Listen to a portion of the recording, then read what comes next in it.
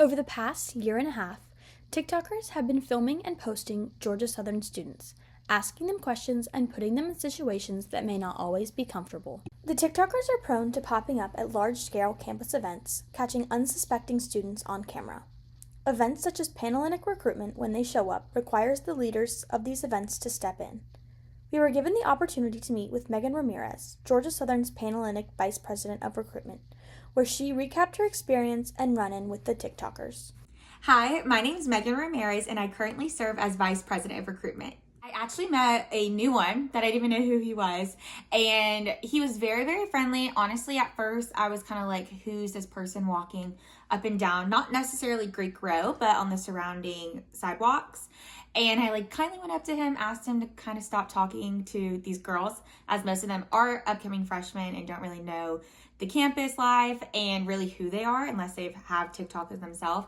So when he was going up to them, ask them like, hey, how's your day? Or where are you going?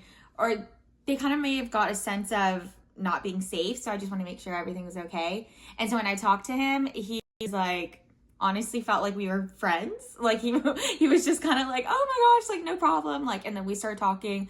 I haven't seen him as largely as some other ones, but he was very nice, very respectful. Later on in the week though, he did do the same thing and we had to have the same interaction.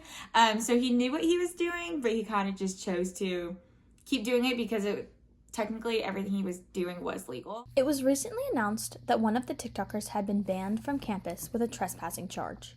This announcement caused reviews from students all around campus. Well, I was at a football game and I apparently was filmed and I didn't know until it was posted on TikTok this past August. So, yeah. Honestly, I think it's good and bad. I mean, I don't really care what he does, but at the same time, I don't really want to answer his questions and I don't want to be filmed. Honestly, I was screaming joy because the whole group chat was blowing up because it's just kind of a weight of relief knowing that we're not going to have to worry about if we're going to be posted on social media, especially the new members who are coming to Georgia Southern and they're like, whoa, why am I being posted and shared on a platform as big as TikTok? To have a better understanding about the TikTok ban on campus, we were able to meet with the vlogger himself. My name is Dasso Kari. Last semester, many people know, before I even was doing social media like that, I was doing tattoos in my dorm, which I have no problem with saying, because I gladly say I did that to pay off tuition and stuff.